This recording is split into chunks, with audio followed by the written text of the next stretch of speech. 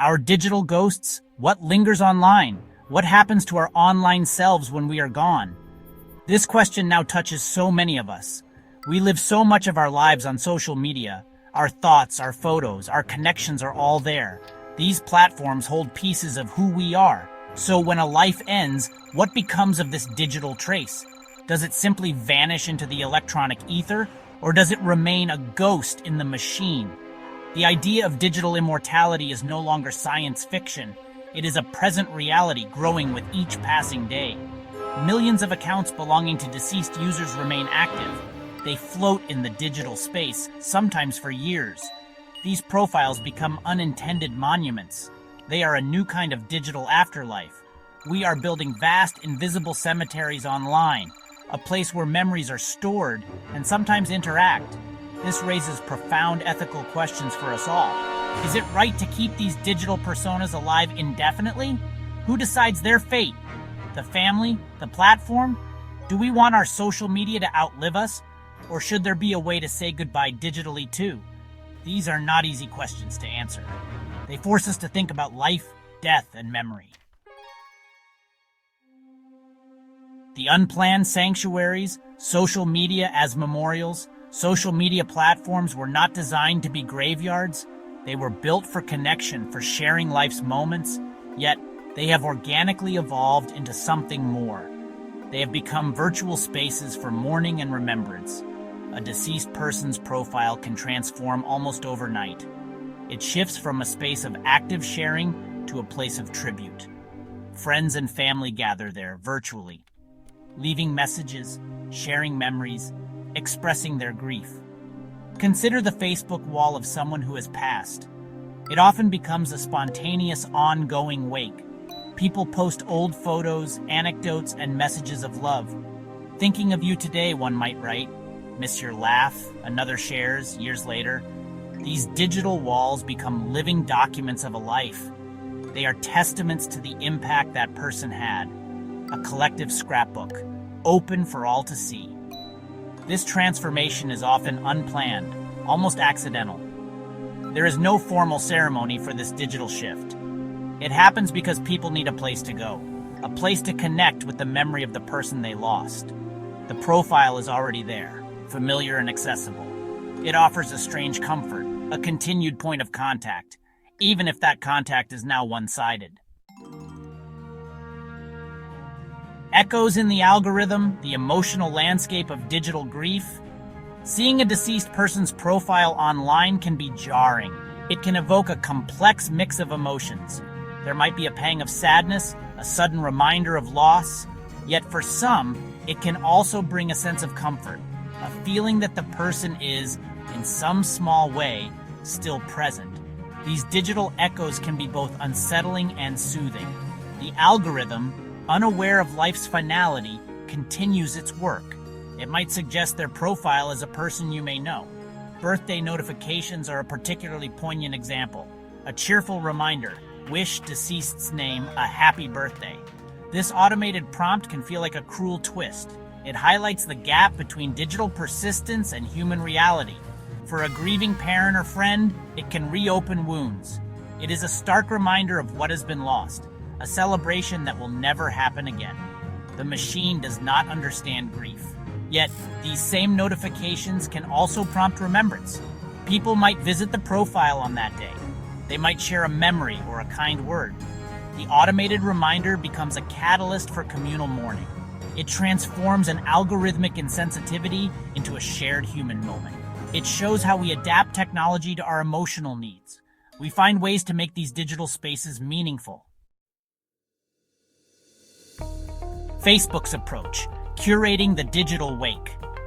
Facebook was one of the first platforms to address this issue. They introduced the concept of memorialized accounts.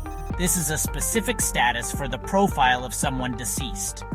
Once an account is memorialized, certain changes occur. The profile no longer appears in public spaces like people you may know. It cannot be logged into by anyone. No new friends can be accepted. It becomes a fixed point, a digital tribute. To memorialize an account, Facebook requires proof of death. This could be an obituary or a death certificate. They also allow users to designate a legacy contact. This is someone chosen by the user while they are alive. This person can manage limited aspects of the memorialized account. They can write a pinned post, like a final message. They can change the profile picture and cover photo, but they cannot read private messages. This system attempts to balance remembrance with privacy. It acknowledges the need for a space to grieve, but it also tries to prevent misuse of the account. The legacy contact acts as a sort of digital executor. They are a steward of the deceased person's online presence. Section 5. Instagram's visual legacy, a frozen gallery of memories. Instagram, with its focus on images and videos, presents a different kind of memorial. When an Instagram account is memorialized, it too becomes a fixed gallery. It is a collection of moments, frozen in time. The visual nature of the platform makes these memorials particularly potent. A scroll through the feed is a journey through past experiences. Sunsets, smiles, celebrations, everyday glimpses. Each photo tells a story, a fragment of a life lived. It is a visual eulogy, curated by the person themselves. Similar to Facebook, Instagram accounts can be memorialized upon request. Proof of death is typically required. Once memorialized, the account cannot be changed. No new posts, no edits to existing ones. Likes and comments remain, but new interactions are limited. The account is preserved as it was. It is protected from logging in or alteration. A digital time capsule of visual memories. Instagram does not currently offer a legacy contact feature like Facebook. This means that no one can manage the account after memorialization.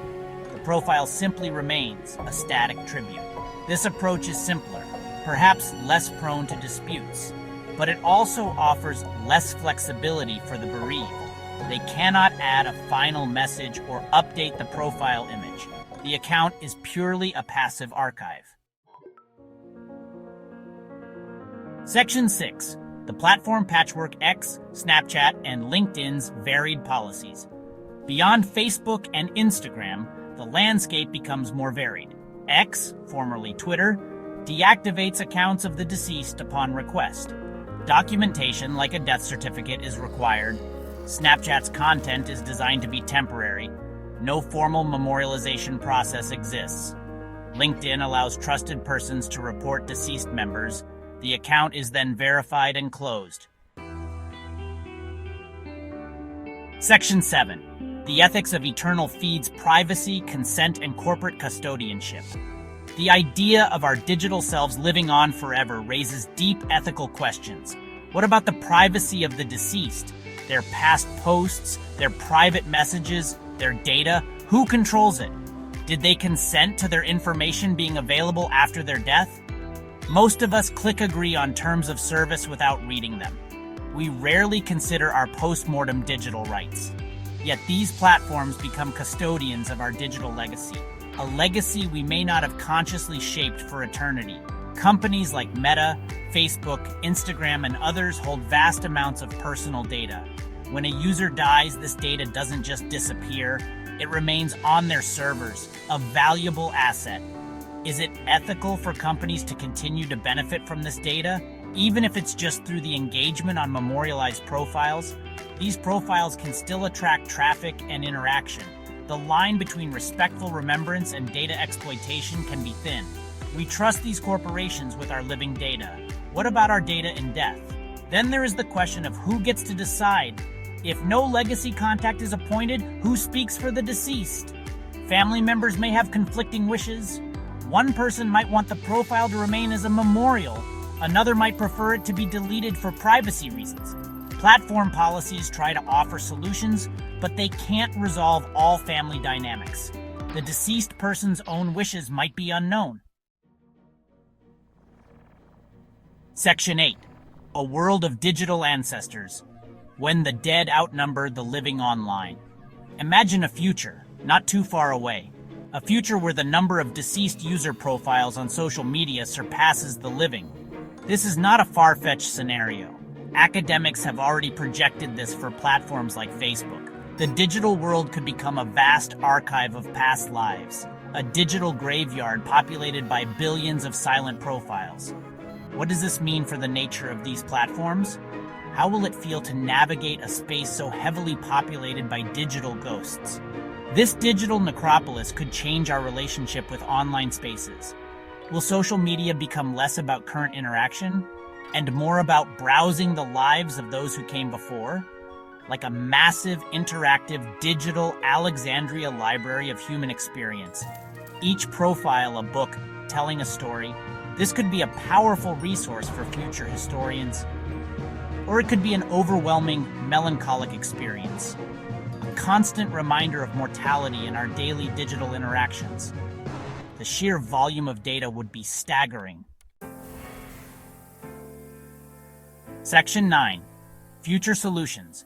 AI companions, digital wills, and the right to be deleted. As we grapple with the digital afterlife, new solutions are being proposed. One idea is AI memorial profiles, trained on a deceased person's digital footprint. This AI could interact with loved ones, offering comfort and sharing memories. Another avenue is robust digital wills, stating our wishes for online accounts, or an automatic removal policy after inactivity, preventing digital ghosts. It raises the idea of a right to be forgotten even in death. You need to hear this if you're a social media user. By the year 2100, Facebook may have more deceased users than living ones. We stand at a unique intersection of memory and technology. The digital afterlife is not just a technical issue. It is a profoundly human one. It forces us to reconsider what it means to leave a legacy and how we want to be remembered in this increasingly digital world. Our online profiles are becoming part of that legacy, whether we intend them to or not. They are the new letters, the new photo albums, the new heirlooms. The digital graveyard is a powerful metaphor, but perhaps it is not entirely accurate. Graveyards are often static places of quiet reflection. Digital memorials, however, can be interactive. They can continue to spark conversations and connections. They are dynamic, evolving spaces of memory. This changes the nature of remembrance itself, making it more public, more persistent, and more complex. This new reality demands a new kind of digital literacy. We need to understand the implications of our online lives, not just for ourselves, but for those we leave behind. We need to engage in conversations about our digital wishes. Please leave a comment below and share your thoughts on digital immortality.